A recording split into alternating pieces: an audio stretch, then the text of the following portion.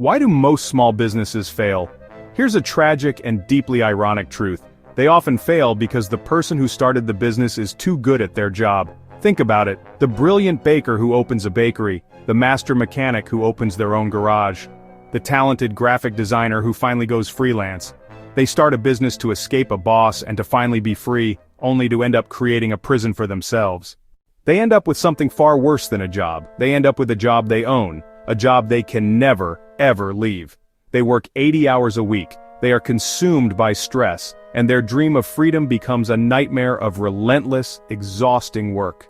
In his legendary book The E-Myth Revisited, the business guru Michael Gerber exposes this fatal flaw in our thinking about entrepreneurship. The E-Myth, or the entrepreneurial myth, is the romantic but catastrophically wrong belief that an individual who is good at the technical work of a business is, therefore, good at running a business that does that technical work. This book is not just a collection of business tips. It is a deep, philosophical, and intensely practical guide to transforming your business from a job that owns you into a predictable, profitable, and scalable system that works for you. The E-Myth and the Fatal Assumption. The entire book is built around a single, powerful, and often painful insight, and that is the fatal assumption that leads to what Gerber calls an entrepreneurial seizure. The story usually goes like this. A person, let's call her Sarah, is a brilliant baker. She works at a bakery and she is the best pie maker in the entire company. But she is frustrated. She thinks, my boss is an idiot. I'm the one doing all the real work. Why am I working for him? I should start my own bakery. This is the entrepreneurial seizure. It is a moment of inspiration, a belief that she can do it better. So Sarah quits her job, cashes in her savings, and she opens Sarah's Pies. And for a while it's wonderful. She's free. She can bake whatever pies she wants, whenever she wants. The customers love her pies, the business starts to grow. And then, the nightmare begins. Suddenly she is not just a baker anymore. She is also the bookkeeper, the marketing manager, the janitor, the salesperson, the purchasing agent, and the customer service representative. The work she loved, the craft of baking, is now just a small fraction of the work she has to do. The business that was supposed to set her free has completely consumed her. She is working longer hours for less pay and with more stress than she ever did at her old job. She has not created a business, she has created a job for herself with the world's worst, most demanding boss, herself. This is the E-Myth in action. Sarah, the master baker, made the fatal assumption that because she knew how to do the technical work of baking, she also knew how to build a business that bakes. And this, Gerber argues, is the reason why the vast majority of small businesses fail, or limp along in a state of perpetual exhaustion for their owners. To understand how to escape this trap, you first have to understand the different personalities that are at war inside every single business owner. Gerber says that every owner is actually three people in one. First, there is the technician. The technician is the doer. This is the part of you that loves the hands-on work. It's the baker who loves the feel of the dough, the mechanic who loves the challenge of a complex engine, the writer who loves the craft of a perfect sentence. The technician lives in the present. Their motto is, if you want something done right, you have to do it yourself. The problem is, the technician is not an entrepreneur. The technician hates systems and sees management as an unnecessary distraction from the real work. And for most small business owners like Sarah, the technician is the one who is in charge. The second personality is the manager. The manager is the pragmatist. The manager craves order, predictability, and systems. The manager is the part of you that creates the checklists, the budgets, and the org charts. The manager lives in the past, constantly trying to organize and bring order to the chaos that the technician and the entrepreneur create. The manager's job is to build a neat and tidy house for the business to live in.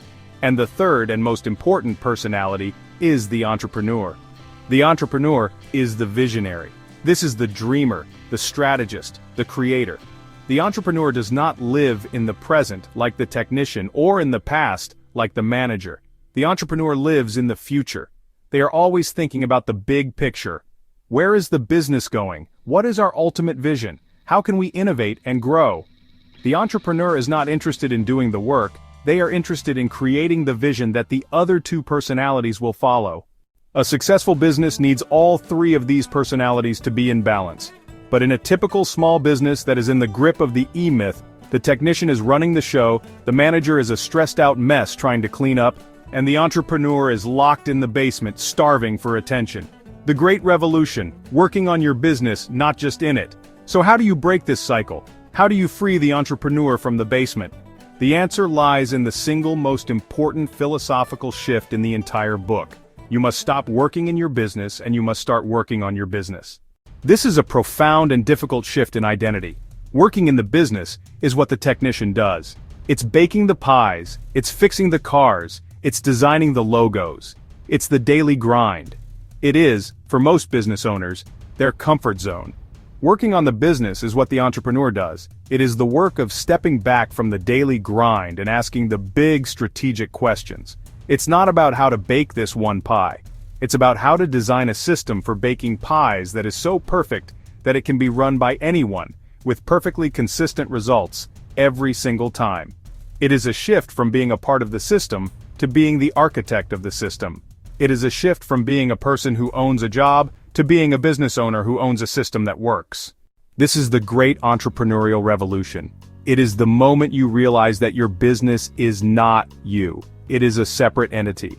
And your real job, your true calling as an entrepreneur, is not to do the work of the business. Your real job is to create a business that works, independent of you. The blueprint for freedom, the franchise prototype. This all sounds great in theory, but how do you actually do it? How do you go about working on your business?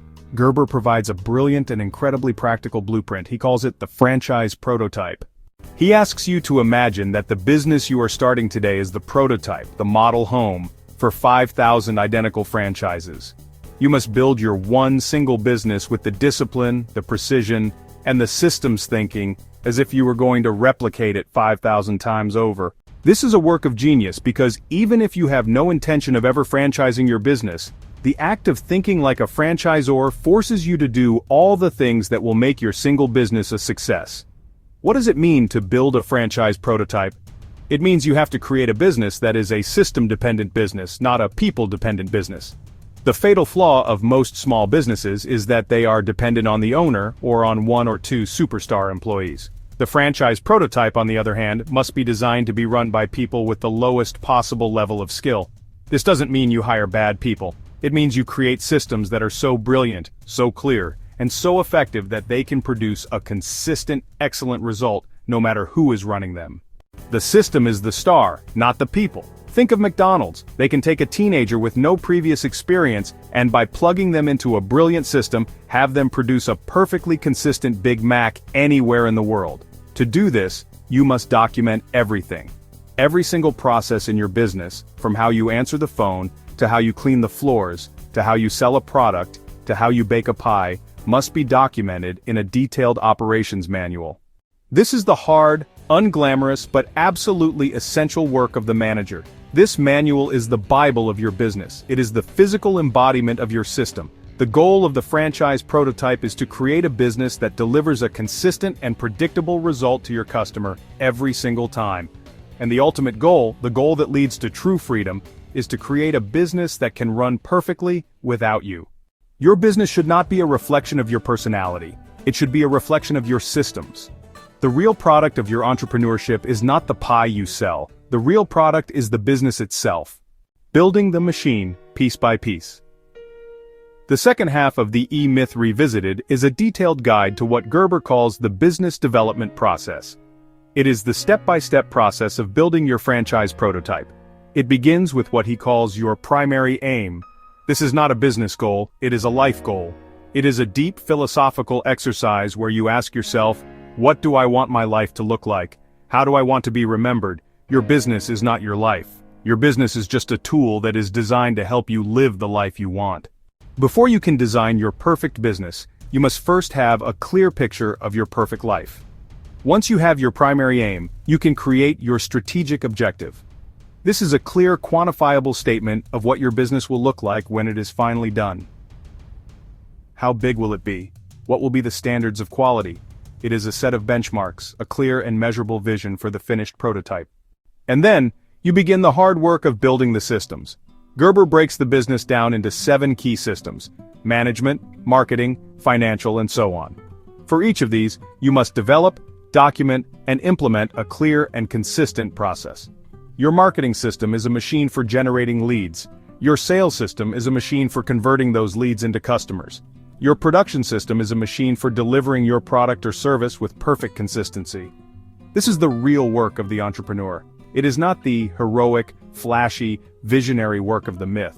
It is the patient, methodical, and often tedious work of an architect, designing and building a well-oiled machine, piece by piece. The ultimate message of the E-Myth Revisited is a profoundly liberating one. It is a message that you do not have to be a prisoner of your own business. It is a philosophy for anyone who wants to create a business that provides them with a life, not just a job. It's about the profound and deeply satisfying act of creating a system, an organism, that can deliver value to the world, independent of your own constant grinding effort. It is a roadmap to true entrepreneurial freedom. If you are ready to stop being an employee in your own business and to start being a true entrepreneur, then you are in the right place. Welcome to Geeky Philosopher. Subscribe, and let's continue to explore the philosophies that help us build better businesses and better lives.